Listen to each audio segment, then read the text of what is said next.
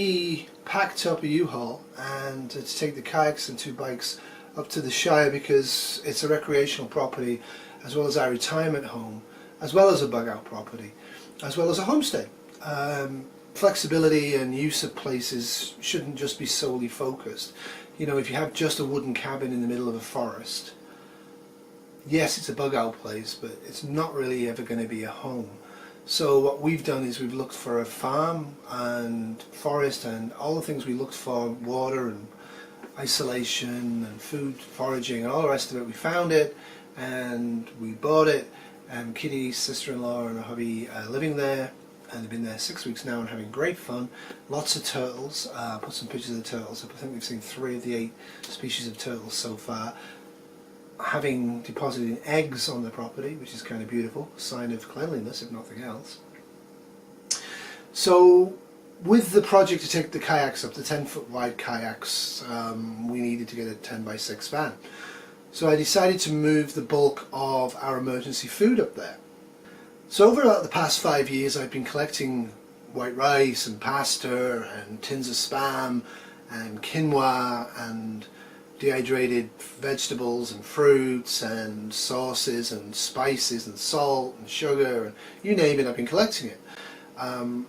A couple of emergency trips where I spent about $300 or $400 at Costco based upon the state of the world.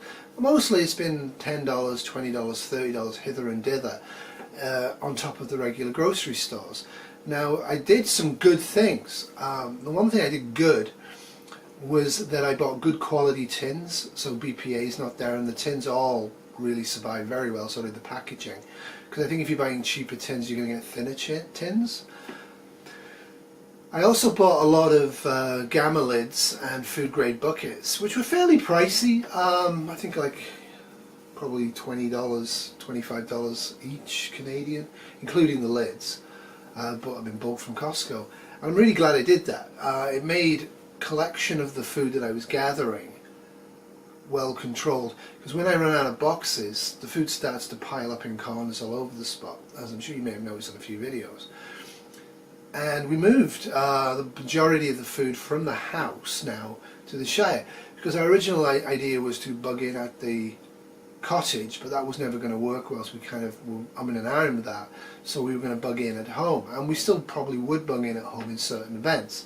A sudden nuclear war, a sudden loss of ultraviolet protection, a few things like that we might shelter in place in our basement for up to 3 months or so.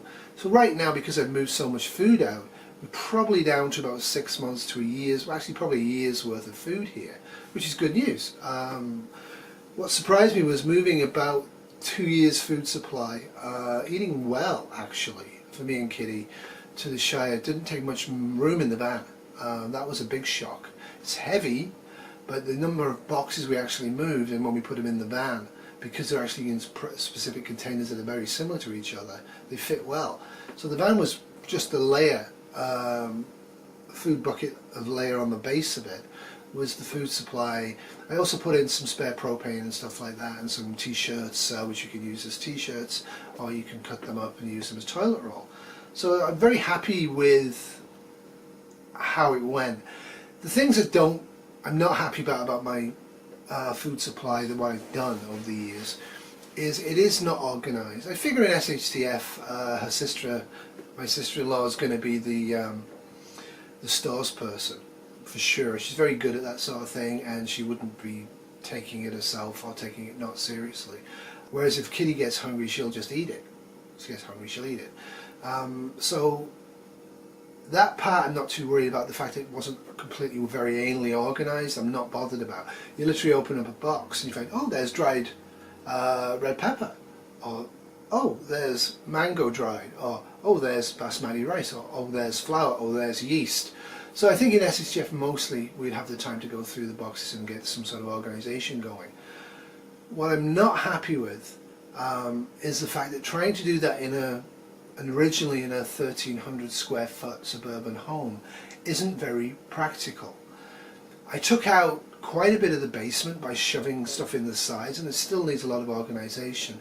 So I think if you're going to do this, I think one of the things I would have done differently, because I was storing it in the basement, I had dry bulk goods like white rice that can be frozen and heated outdoors with tins in them. So I had to literally go through all the boxes to remove tinned goods and glass goods and liquids that really should not be outside in a non-heated barn, a non-air conditioned barn, a non-warm barn, just basically experiencing 40 Fahrenheit to 125 Fahrenheit over the course of a year. So that's one of the things I would have done differently. I would have deliberately packed with stuff that can be buried outside and separate it out from stuff that really should be tried to be kept inside the home, wherever the home is. So that's one of the things I definitely would do. So yeah, so they're off to the Shire for 4 days. I got grading to do. I'm going to pick up Kitty's new bike today. I'm excited by that, and because we sent 2 to the Shire, so we have 2 bikes here. One's my old one, I'm going to put it in to get fixed, and the other one's the neighbour's, who's storing it here for some bizarre reason, but never uses it. So we've been using it. So, but Kitty's got a new bike and it's going to be great to look at, and you will now see a short bit of Kitty departing for the Shire with her mum.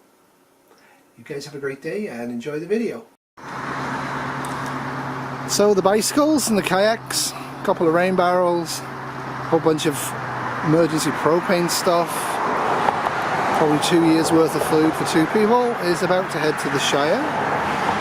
Leslie and her mum are going to be taking it, and I'm responsible for backing them out of the driveway apparently.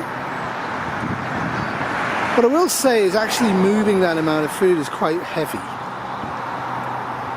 But I was surprised just how much we had, and I was also surprised just what good state it is in. So buying stuff occasionally is a good idea.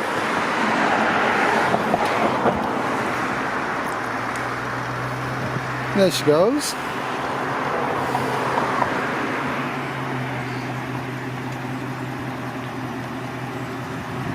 Stop! Stop! Stop!